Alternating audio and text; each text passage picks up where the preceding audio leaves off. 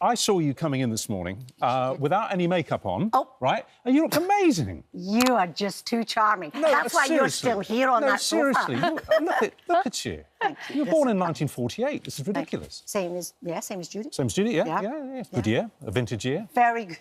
And you are celebrating 6 decades in show business because you began as just a child, 15 years old. It was just a wee win. It's true. Of that compilation is your Eurovision win back in 1969 and your James Bond theme tune, which I think have to count as 2 of your greatest achievements, don't you think?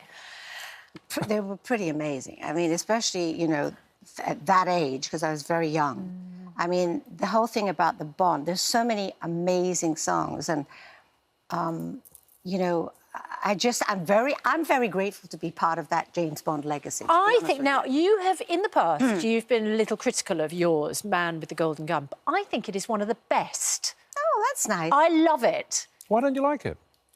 I don't think I don't like it. I don't think I've ever said, you know, one just sometimes gets misquoted, but... Oh, yes. OK. But I think I've probably said it's not my favourite. Yeah. Because if I... And that's been built up into... You know how it is when you do... Well, I, anyway, don't sit and think, oh, I was brilliant, that was the best. I kind of go, I think I preferred McCartney's Live and Let Die. Live and Let Die. That's a great song, yeah. You know? Yeah. So I think then people said she didn't like her, which is kind of exaggerated. Can I ask you this? How did you... I mean, as we said, you instant stardom at 15, and that was it, you were off. How did you get through it all in those teen years and the 20s with your head screwed on? And you did. Whereas somebody like Britney Spears, which you must have watched and seen appalled as she kind of imploded. Why did it kind of work out for you so well, do you think? My heart aches for her. And when I hear about, you know, Bieber having his troubles and all these kids, I kind of relate to them. You're absolutely right. Well, I think it was a different time. I also had an amazing manager who I trusted, who had my back. All right. And so I was protected.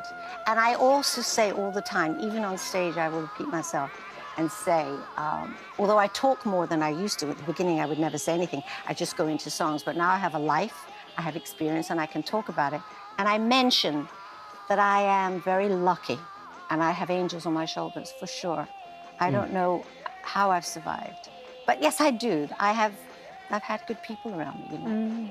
And I don't know. It was a different time. It was a different time. When you say it was a different time, I mean, obviously, but what do you mean by that? Do you think social media has made it harder? I think there's just I think there's a million things. There's never one thing. But of course, to be constantly, you know, it's in your face. You're in everybody's face, and you know you can't blow your nose, and you can't.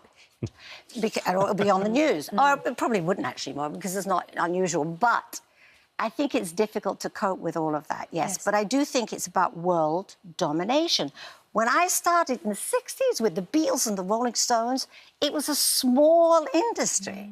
And it was like there was a revolution happening. So it was the beginning. And, you know, there's a lot of things I didn't know, a lot of things I've learned. And that's kind of what, on my new tour, because I'm doing a tour in, I start in actually, Stuart will be very happy if I say you can buy them on my ticket. I've said it, Stuart, not an ad. This is my tour promoter. Okay. The tour is 5 or 6 gigs that are very special, but I will talk about how I've managed, what my journey has been. And I mean, I never thought that would be interesting to anyone, but I started doing shows where I did talk a bit more about my life and talk about things I've never spoken about before. So on this tour, I will combine, it's going to be called, God bless Jennifer Saunders, Champagne for Lulu. Lovely. So it's a celebration of all the years. I'm 75 and I didn't have a big party. This is how I celebrate. Can you just take us back 60 years then? So you're 15 years old, you're at school. How did it happen? I mean, I know I used to know this story, but I've forgotten. How did you get your break? It is sort of interesting in a funny way because it's so long ago and I'm still here. But it was because of the Beatles. I put it all down to them. I blame them and I credit them and I thank God for them, really. Because I don't think I would be where I am or where I got to as a child. What do you mean? Well, because the Beatles started the revolution. It was a British revolution. When the Beatles started and took over the world, they changed the world. And Paul and Richie, if you're listening, take my hat off to you. Thank you, thank you, thank you. Because they started, then everybody was looking for new talent. I was in Glasgow singing in a club at the weekends. You fancied Paul and John, didn't you? If you were a teenage girl, you would have actually gone out with any of them, you know what I mean? It was like, oh, it was very exciting. And there was I sort of like working with them, mixing with them, meeting with them. I mean, I think that picture you showed, I look like the cat who got the creams. And so I'm able to, so in my tour, on this tour, like I said, everybody said, why didn't you have a party for 75 years? You're 75, Lou. I said, I chillax with my family, thank you.